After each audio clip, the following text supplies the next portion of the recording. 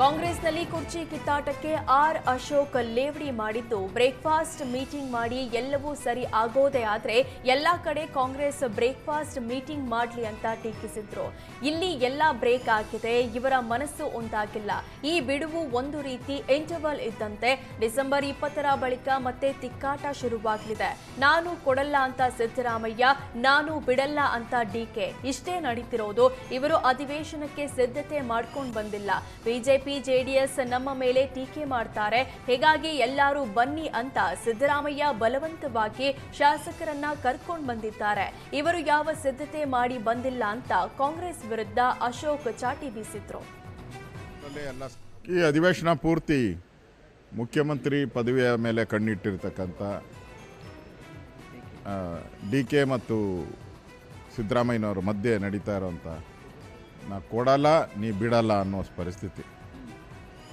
ಇಲ್ಲಿ ಬರೀ ಅಧಿವೇಶನ ಕೊಡು ಅಂತ ಡಿ ಕೆ ಕೇಳ್ತಾ ಇದ್ದಾರೆ, ಬಿಡಲ್ಲ ಅಂತೇಳಿ ಸಿದ್ದರಾಮಯ್ಯ ಹೇಳ್ತಾ ಇದ್ದಾರೆ. ಇವೆರಡೇ ನಡೀತಾ ಇರೋದು. ಅವರೇನು ತಯಾರಿ, ನನಗನ್ಸ್ತತೆ ಏನು ತಯಾರಿಯಾಗಿ ಅವರು ವಿಧಾನಸಭಾ ಅಧಿವೇಶನಕ್ಕೆ ಬೆಳಗಾವಿಗೆ ಬರ್ತಾ ಇಲ್ಲ. ರೂಲಿಂಗ್ ಪಾರ್ಟಿ ನಾವು ಒಗ್ಗಟ್ಟನ್ನು ಪ್ರದರ್ಶನ ಮಾಡಬೇಕು ಅಂತ ಬಲವಂತವಾಗಿ ಮುಖ್ಯಮಂತ್ರಿಗಳು ಕರ್ಕೊಂಡಂಗೆ ಬಂದಂಗಿದೆ. ಇಲ್ಲಿ ಬಲವಂತವಾಗಿ ಎಲ್ಲ MLAಗಳನ್ನು ಮಂತ್ರಿಗಳನ್ನು ಬಲವಂತ ಮಾಡಿ ಕರ್ಕೊಂಬಂದು ನಾವು ಒಗ್ಗಟ್ಟು ತೋರ್ಸೋಣ, BJP ನಮ್ಮನ್ನು ಟೀಕೆ ಮಾಡುತ್ತೆ, ಆ ಸಂದರ್ಭ ಒಗ್ಗಟ್ಟು ಅಷ್ಟು ಬಿಟ್ಟರೆ ಯಾವುದೇ ರೀತಿ ತಯಾರಿ ಇಲ್ಲ. ಅಭಿವೃದ್ಧಿ ಬಗ್ಗೆ ಆಗಲಿ, ಫ್ಲಡ್ ಬಗ್ಗೆ ಆಗಲಿ.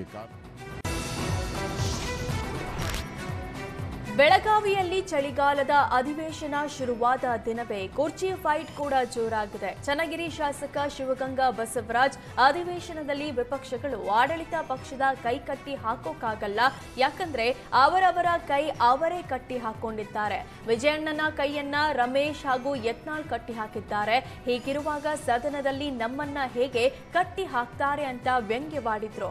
ಚಳಿಗಾಲದ ಅಧಿವೇಶನ ಕೇವಲ ಪ್ರತಿಭಟನೆಗೆ ಸೀಮಿತ ಆಗಿದೆ.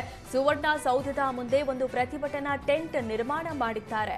ಯಾವುದೇ ಪಕ್ಷ ಆಗಲಿ ಮೊದಲು ಸಮಸ್ಯೆ ಬಗ್ಗೆ ಚರ್ಚೆ ಮಾಡಬೇಕು ಅಂತ ಬೆಳಗಾವಿಗೆ ತೆರಳುವ ಮುನ್ನ ಡಿಕೆಶಿ ಆಪ್ತ ಶಾಸಕ ವಿಪಕ್ಷಗಳ ವಿರುದ್ಧ ಆಕ್ರೋಶ ಹೊರಹಾಕಿದ್ರು.